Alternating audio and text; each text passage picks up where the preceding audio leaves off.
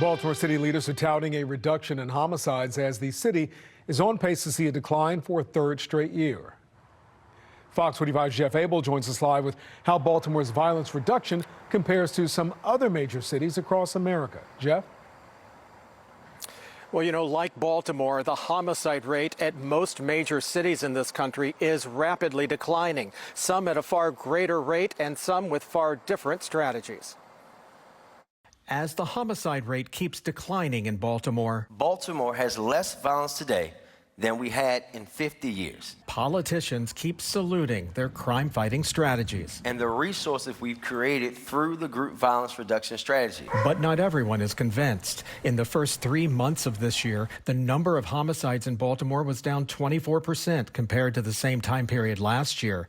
But many other big cities have seen even greater declines. Albuquerque's homicide rate is down 50%, St. Louis 49%, Los Angeles, New York, Philadelphia, and Chicago. They're all seeing homicide rate reductions of 25% or more. We're actually seeing a fairly substantial decline across the board. James Tuttle is a sociologist and author of Crime Wave, which examines the forces behind decades of violence in this country.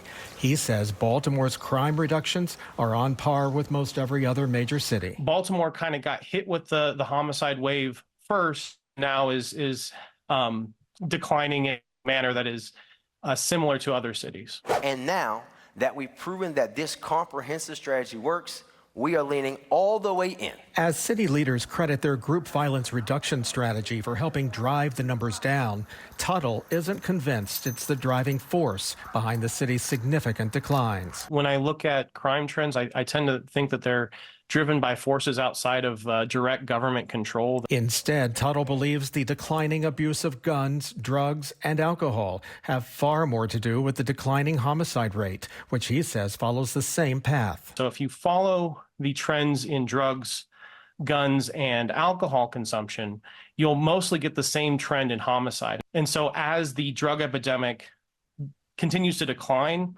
we should continue to see lower rates of homicide across the board. And there's no indication when all the driving forces will hit rock bottom. After those things decline, there's nothing else keeping the homicide rate elevated. And so my guess over the next year or two is that we're going to see historical lows in homicide that we haven't seen since the early 60s or mid 50s.